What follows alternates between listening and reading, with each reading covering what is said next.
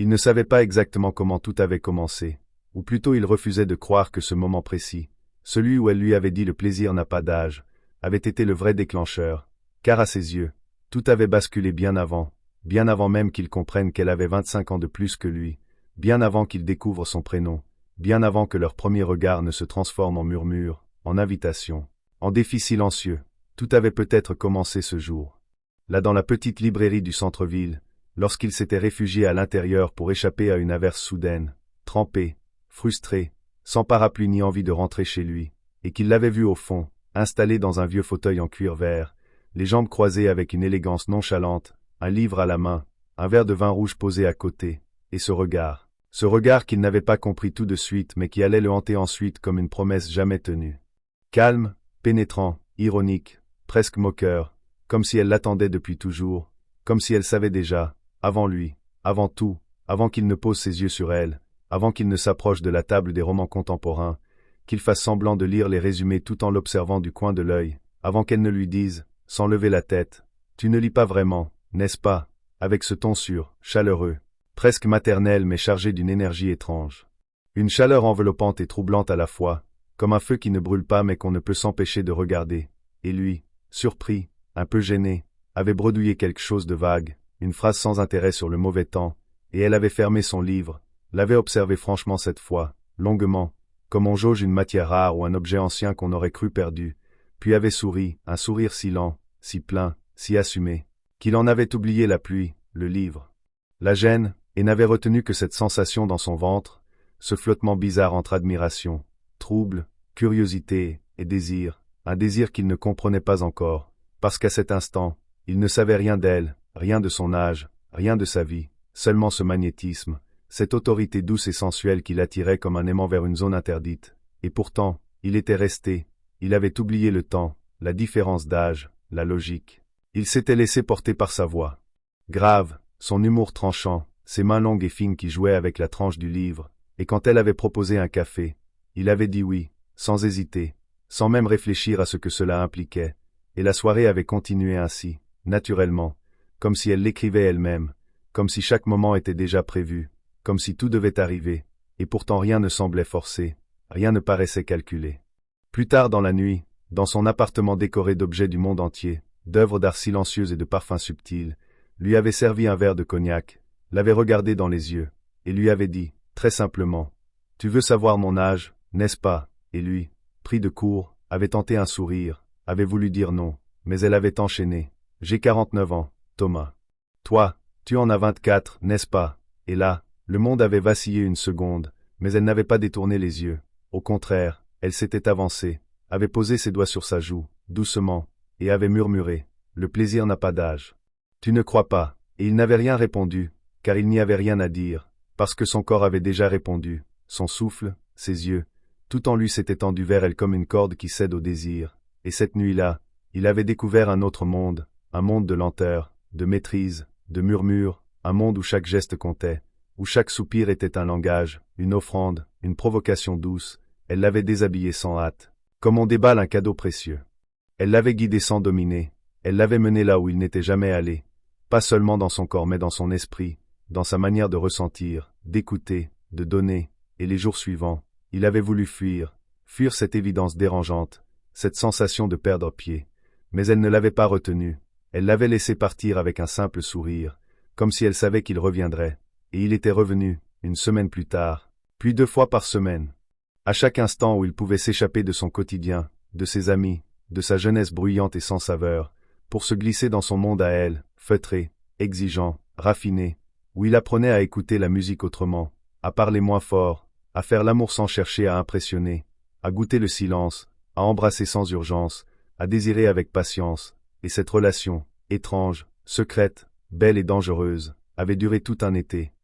suspendu, hors du temps, hors des normes.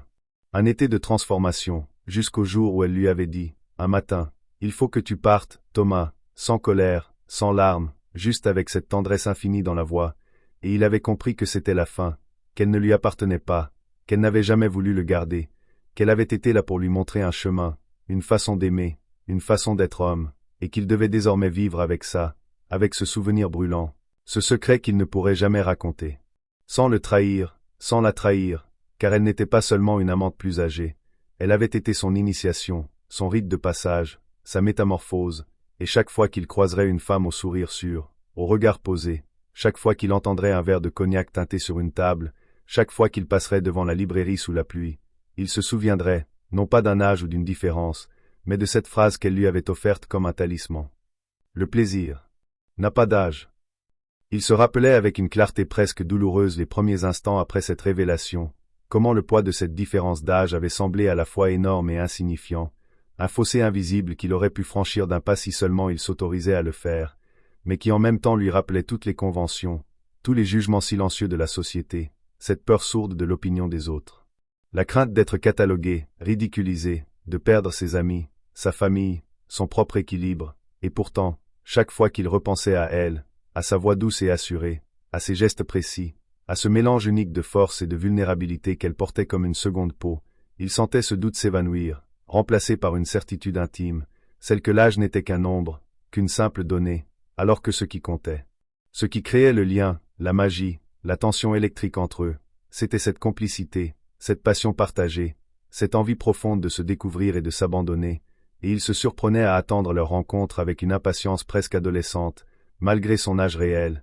comme si chaque rendez-vous était une promesse d'évasion, un secret murmuré dans l'ombre d'un monde trop bruyant. Et elle savait cela, elle le devinait dans ses silences, dans ses hésitations.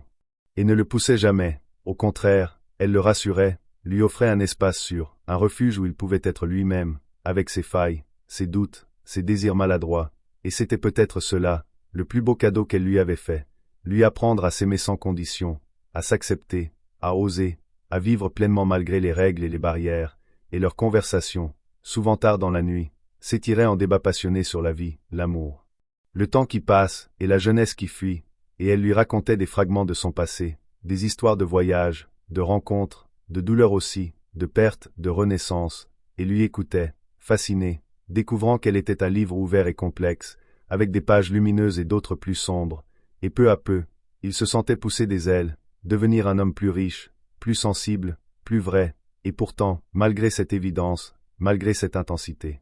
il y avait toujours ce souffle de peur, ce doute sournois qui le rongeait parfois la nuit, quand il se réveillait seul dans son lit, que la pièce semblait vide et froide, qu'il se demandait si tout cela n'était qu'un rêve, une illusion éphémère, un feu de paille qui finirait par s'éteindre, et dans ces moments-là, il repensait à ce qu'elle lui avait dit, le plaisir n'a pas d'âge, phrase devenue un mantra, une lueur dans l'obscurité.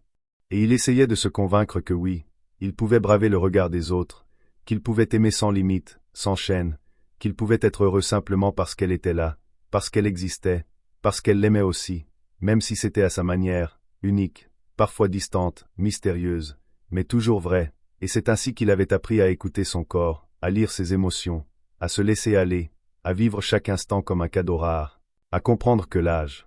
n'était qu'un détail, un chiffre jeté dans le vent, alors que ce qui restait, ce qui comptait vraiment, c'était la chaleur d'une main dans la sienne, le frisson d'un regard échangé, le souffle d'un baiser volé au temps, et même quand l'été s'était effacé, quand les feuilles avaient commencé à tomber, quand elle lui avait dit qu'elle devait partir, qu'elle avait ses raisons, ses obligations, et qu'il devait continuer sa vie, il avait su que rien ne serait plus jamais pareil. Que cette histoire avait laissé une empreinte indélébile sur son cœur, un souvenir brûlant et doux, une leçon d'audace et de liberté, et même aujourd'hui, parfois, il repense à elle, à son sourire, à sa voix, à cette nuit où elle l'avait accueilli sans jugement, sans peur, et lui avait dit de tout oublier, surtout son âge, parce que le plaisir, la passion, l'amour, eux, ne connaissent pas le temps, ne respectent pas les barrières, ne craignent pas le regard des autres. Et il sourit alors, parce qu'il sait que quelque part, elle vit encore, dans ses souvenirs, dans ses rêves, dans ce feu secret qui brûle en lui, celui d'un amour inattendu,